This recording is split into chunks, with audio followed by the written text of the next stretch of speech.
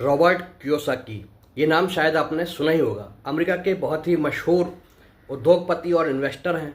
उनका बार बार कहना है, यानी एक चेतावनी वो बार बार दे रहे हैं कि भाई मार्केट जो यूएसए का है वो डाउन होने जा रहा है, क्रैश हो जाएगा और ये जो वक्त है ये मार्केट में नहीं बल्कि बिटकॉइन में, सोने में और चांदी में इन्वेस्टमेंट करने का है।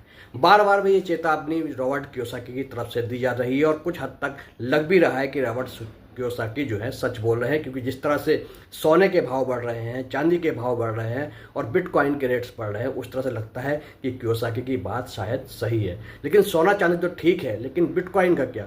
अमेरिका में तो बिटकॉइन को रेगुलेट किया गया है, लेकिन क्या इंडिया में बिटकॉइन लीगलाइज है या जो क्रिप्टो करेंसी है वो इंडिया में लीगलाइज है? यही सवाल आज का है और इसी पर इस वीडियो में आपको जवाब दूंगा कि क्या भारत में बिटकॉइन या जो क्रिप्टो करेंसी है वो लीगल है या नहीं है।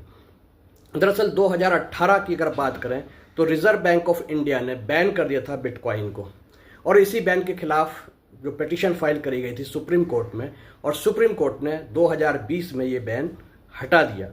यानी बिटकॉइन पे जो लगा बैन था या जो क्रिप्टो करेंसी पे जो बैन था वो सुप्रीम कोर्ट ने 2020 में हटा दिया, और 2022 में जो कि लॉ पास किया गया इनकम टैक्स एक्ट का, उसके हिसाब से 30% टैक्स जो है बिटकॉइन की इनकम पर लगा दिया गया। यानी अब जो अगर बिटकॉइन या क्रिप्टो करेंसी से आप अगर कोई मुनाफा कमाते हैं तो उस पर जो है आपको 30% का टैक्स देना पड़ेगा। तो अगर टैक्स लग गया तो क्या ये चीज़ लीगल हो गई? जी बिल्कुल नहीं। जब फाइनेंस मिनिस्टर सीतारमन से इसी सवाल पर पूछा गया कि बिटकॉइन पे जो अब 30% टैक्स लगा दिया है तो क्या इसके बाद ये माना जाए कि बिटकॉइन या जो क्रिप्टो करेंसी है वो भारत में लीगल हो गई? तो उन्होंने बिल्कुल साफ कहा कि टैक्स लगाने का मतलब ये नहीं है कि भारत ने बिटकॉइन को मंजूरी दे दी है। दरअसल बिटकॉइन या क्रिप्टो करेंसी दूसरे जो स्टॉक्स हैं उनकी तरह रेगुलेट नहीं होती है। जैसे कि अगर आप देखें स्टॉक मार्केट को या म्यूचुअल फंड को, तो वो क्या होते हैं, सेबी के द्वारा रेगुलेट होते हैं। उसी तरह जो बैंक्स होती हैं उनके जो ट्रांजेक्शन्स होते हैं वो आरबीआई के द्वारा रेगुलेट होते हैं। लेकिन जो बिटकॉइन या क्रिप्टो करेंसी है इसका कोई भी अभी तक रेगुलेटरी अथॉरिटी नहीं है, इसलिए अगर आप इसमें फंस गए तो आप कहीं पे भी केस नहीं फाइल कर सकते, आपको कोई रिलीफ बिल्कुल भी नहीं मिलेगा।